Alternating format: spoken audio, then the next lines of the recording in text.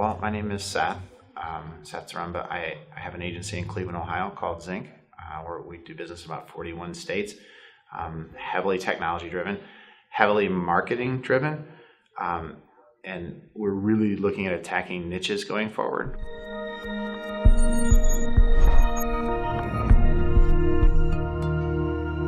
So we've done a number of agency acquisitions in all different forms.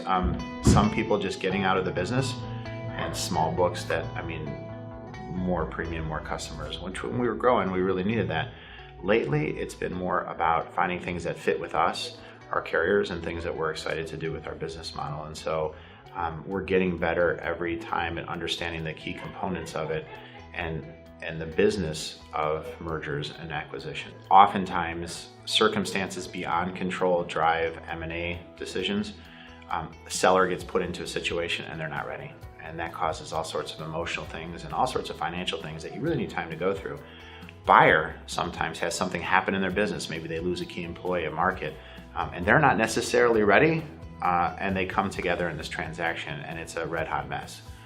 So readiness is the thing that makes the best transaction happen. A ready, prepared seller typically knows they want to get out. They've already addressed the emotional issue of ending their career and know how they want to do it. They've prepared their documentation, so they've credentialed themselves and they're prepared to give it to somebody. And typically in this marketplace, someone who really wants to get a fair dollar, they've put it into an agency management system, so it's in one place.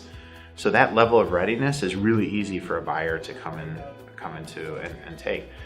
Readiness from a buyer standpoint is looking a lot different these days too. It isn't just about acquisition anymore. It's do the carriers line up? Is it part of an overall strategy, and how is it going to do it? And then how are we going to finance or fund this piece of agency growth? And what does it mean to agency growth? Because buying an agency does not necessarily mean growing your agency. And so if both parties are in a ready position, it's going to make those transactions go really smoothly. Working with Michael was really good. He had accomplished all the readiness things, and especially at the point where he partnered with the OIA, he plopped about a 17-page document on my desk that I know had been credentialed by an outside party, and I know the team down there, so I was very comfortable with that. 3 years financials in columns, corresponding tax return information, book of business in one document. It was really easy to take the stack that he had and look at that in one thing and say, okay, this is what it is, and now I could lay it into my agency and say, what's the upside on this? Because there always has to be that. And it was obvious that the way he was set up over the years would fit right in with what we were doing, and we would get scale on that deal. So I was willing to pay a little bit more because it offered scale opportunity for us and niche. So yeah, it was a really great transaction. And I think the OIA kind of was the cherry on top. I've done enough now to know that it was going to be pretty good, but just having a down and dirty 3 or 4 week process that just said, hey, here's what it's going to get, here's the key factors, and I could take those and put them into my book made a ton of sense. I guess I would tell other agency owners, buyers, or sellers, be smart about this process. This is either going to be done by you or to you. Which would you prefer?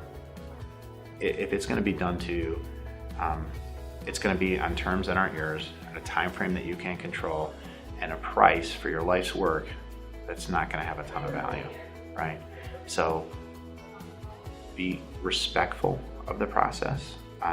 It is a transaction. Be thoughtful in that process and participate in that process, right? Because the seller is the one who drives that piece of it. And so if you're driving that, you're going to have a lot more options. And I would tell people to be ready for that.